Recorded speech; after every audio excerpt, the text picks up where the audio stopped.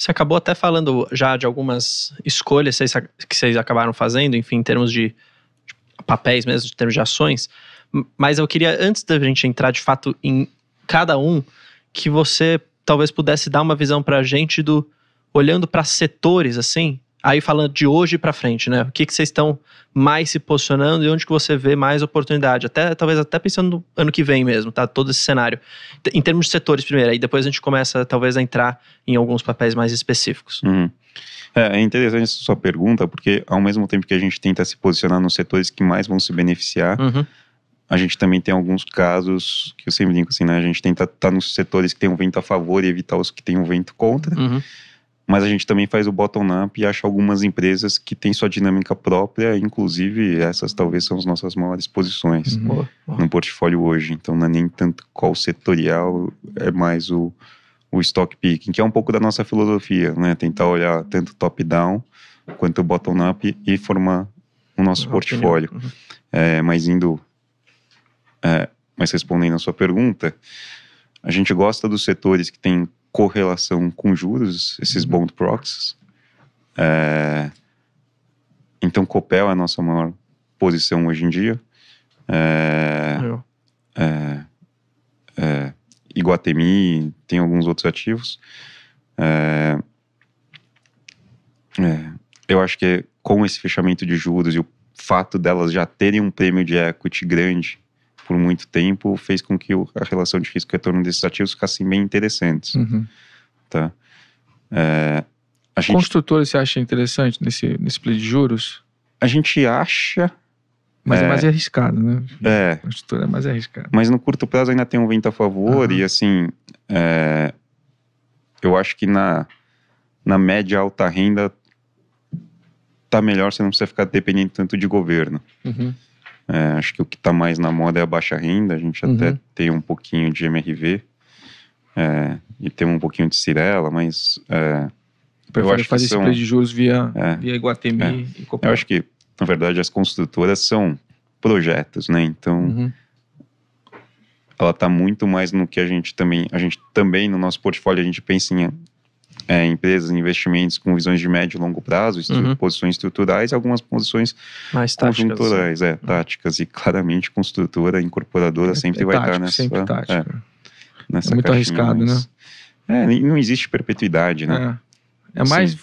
São projetos. Vendas, né? Projetos. São projetos, tem que vender, se não vendeu, fluxo em vez de saldo, né? É isso. A Ezetec, que já foi a grande queridinha do mercado de média e alta renda, hoje ninguém gosta, né? Porque erraram vários projetos. A Tenda já foi a grande queridinha, outro dia estava quebrada e ressuscitou, né? Tem várias empresas que quebraram, a Rossi, enfim. Tem umas que já não. Eu fiz o IPO da Rossi e desapareceu, de repente desapareceu a empresa. Infelizmente, acontece. Lá, acho que em 2007, 2008, a gente também achava ótima empresa. A tese de que aquisições você ganhava escala, né? Não existe. Não tem escala, né? Não tem escala. São projetos. E nessa visão de algo mais médio e longo prazo, até um pouco nessa visão, você tem banco? Temos bancos, assim, acho que o Itaú é a nossa maior posição dentro de bancos. É meio consenso no Itaú. Consenso. Todo mundo está overweight em bancos. Não, em Itaú, desculpa. Os locais, enfim. Acho que o grande fluxo que pode impulsionar a Itaú tem que vir lá de fora, né? Eu acho que é um carrego, né? Esse sim é um carrego, assim, o Brasil... O dia que o Itaú fechar torneiras, né?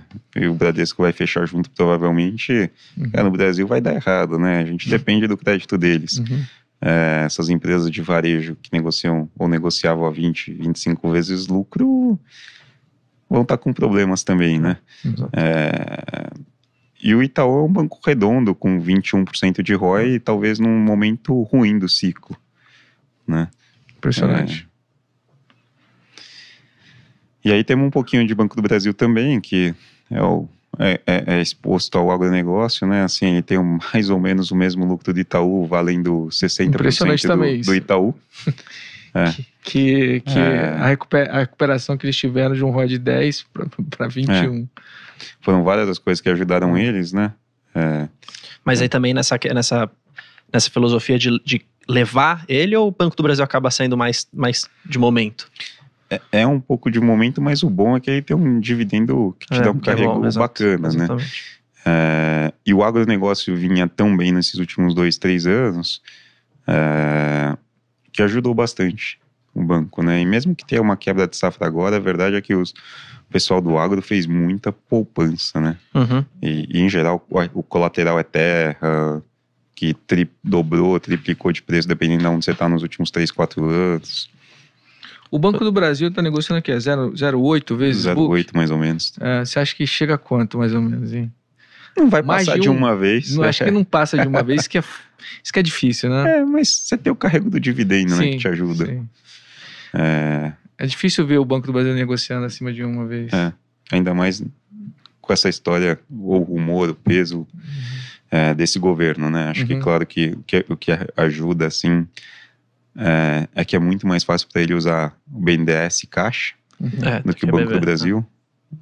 Mas depois do BNDES da Caixa fazerem o papel deles, a pressão do Banco do Brasil também fazer alguma coisa vai ficar cada vez maior, né? Mas o lado bom da história também nessa questão é que é muito mais fácil para o governo usar outros veículos. Né? Com certeza. Você tem... Enfim, Itaú é mais do que Banco do Brasil, então eu imagino. Uma posição maior, mais relevante no fundo. Mais estrutural. Mais estrutural. E aí, aqui você está falando, na verdade, de Banco do Brasil e Itaú, que pelo menos agora nos últimos resultados já tem mostrado uma certa resiliência, não, até resultado bom mesmo. Pô, o ROI de 20, basicamente, vai arredondando. E aí, você tem alguma posição no outro lado da moeda, que, por exemplo, Santander ou Bradesco, que são 2 bancões também, que a gente pode até colocar nesse mesmo bolo, mas que estão sofrendo bem mais agora, estão com um resultado bem pior. E aí, se sim, né, qual deles vocês têm? Não, a gente não tem... Não tem nada? Nada de não tem Santander. Eu tenho Santander na minha carteira. Mas eu tenho o Banco do Brasil também. O Banco do Brasil é bem maior do que o Santander. E Banco do Brasil pelo dividendo, que também é muito bom. Mas estão recuperando, né? Assim, os dois estão recuperando. Mas talvez não poderia ser um play de momento, assim? Um Bradesco ou um Santander, um negócio mais de momento? O Bradesco eu também acho que, assim, meio que todos... O Bradesco também, acho que pior já passou. Acho que o anúncio hoje vai trazer acho que mudanças positivas também para o banco, que no tempo vai ajudar. Que demora, né? Assim, demora, E tem talvez coisas que são tão bem enraizadas que é mais difícil de mudar ali da cultura também, né? Incentivos, não é óbvio. Mas também, por outro lado, eu nunca vi o Bradesco underperformar por tanto tempo o Itaú, né? E por uma margem tão grande. Relevante, Esse ciclo, eles erraram realmente a perna e ficaram com um gap de rentabilidade muito alto, né? Quase 10 pontos percentuais de retorno do seu patrimônio abaixo do... Mas aí isso não poderia abrir, por exemplo, uma margem de segurança, dado esse cenário para você se posicionar taticamente? Mas assim, também não está tão... Assim, você vai tão barato, price to book, está... Com a subida de hoje, né, com o anúncio do novo presidente, deve estar aqui uma vez book, né? Tá perto de uma vez. É barato, assim. É barato, mas assim... Mas não é tão barato quanto poderia. Para você fazer esse tipo de movimento, o Banco do Brasil está 0,8, né? Exato. E o Itaú você carrega, senta, não tem dor de cabeça. É só não escorregar ali nesse ROI de 20%, que o negócio... Só o carrego dele de crescimento de lucro de 10% ao ano ou mais... Já ajuda, né? Vocês já olharam para seguradoras? Sim. Vocês têm alguma coisa? Não. Também não? Mas vocês tinham BB Seguridade, não? Sim, mas era em 2020, 2021, né? Eu brinco assim, quando era... Também, lá atrás foi uma das maiores posições nossas, né? Acho que a ação estava perto de R$20, estava pegando toda essa melhora do agronegócio. Tinha vários vetores que o mercado não estava precificando na época. Então era o juros subindo, agora o juros está caindo. 22 andou bem, né? Eu acho que era 21 que deve ter sido a nossa maior posição, assim. Lembro que quando a ação estava perto de R$20. Mas esse ano continua batendo recorde. Vai ficando mais difícil, né? Né? Mas assim, o que a gente comprou lá atrás? O juros estava subindo, que é bom para a seguradora. Agora está caindo. Agora está caindo.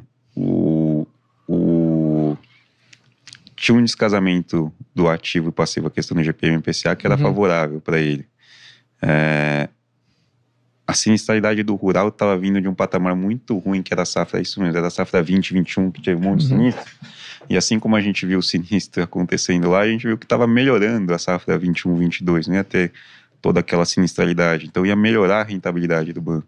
Então realmente a gente deve ter tido BB-Seguridade em 2021. Quando a gente fazia a conta, eu não lembro dos números, mas eu lembro que a gente tinha coisa de 30% a mais que o lucro do mercado. Com dividend yield também, que eu acho que era da ordem de quase 10%. Eu lembro bem assim, a ação estava R$20. Ali a gente gostava, agora 31 e com chance de revisão de lucro para baixo, juros está caindo, o agro, se acontecer alguma coisa, vai ter sinistro, assim, eu tenho quase certeza que vai ter sinistro, a dúvida é o tamanho. E como é que é os layers lá do resseguro para ver com quem que sobra o problema. Mas, assim... Com o IRB. Provavelmente vai ser de novo. Assim, esse clima parece que está sendo bom para o Rio Grande do Sul, mas assim, Matopiba lá, Maranhão, Piauí, Tocantins, tá horroroso, né? A seca, assim, tem um monte de gente falando de replantio, louco, né? E mesmo quem plantou não choveu, não tá crescendo tanto assim a soja, tudo bem que ainda tem período para chover, e a chuva veio no último fim de semana, tem previsão de chuva na próxima, mas, sim, tem uma chance bem razoável de quebra de safra em algumas regiões do país. E como as safras anteriores foram tão boas, eu acho que eu não duvido que, assim, a sinistralidade do rural lá para a BB-Seguridade vai piorar. E fora que tem a questão do contrato, né, do prazo do contrato lá do balcão, que está cada vez mais perto. 2033, né? E isso não é uma perpetuidade, né? Dependendo, 30, que é com o Banco do Brasil. Que é o balcão do Banco do Brasil, que em tese eles também têm a renegociação das JVs embaixo.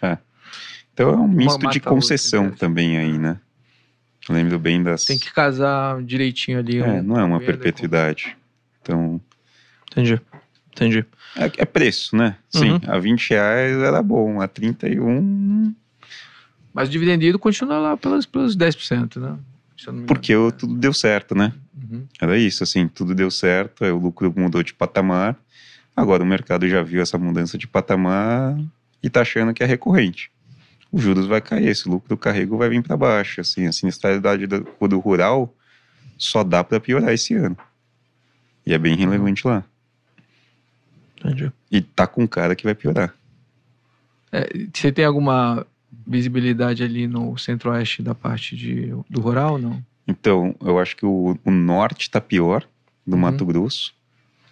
Na verdade, depende, o Mato Grosso é muito grande, vai ficar por um tempo aqui, né? Mas tá chovendo, assim, tem que monitorar os próximos 2 meses. Ninguém acerta esse clima. Isso é coisa de maluco. Nem meteorologista, sabe? Não. Nem macroeconomista. Quem dirá o economista.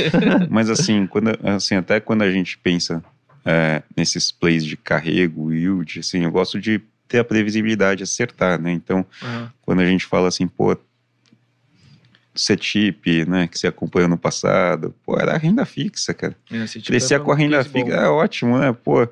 Dava para comprar com 10% de dividend yield, com carrego do crescimento da renda fixa no Brasil, que é o queniano, que nem você comentou, né? Então esse tinha previsibilidade de verdade, assim, a BB-Seguridade tem um yield bom, mas ele não é recorrente, seja porque não é óbvio a previsão do lucro e não é uma perpetuidade. Eu acho que sim, tem a venda das JVs ali, né, de novo do balcão, ele vai ter que pagar no balcão, né, pro Banco do Brasil.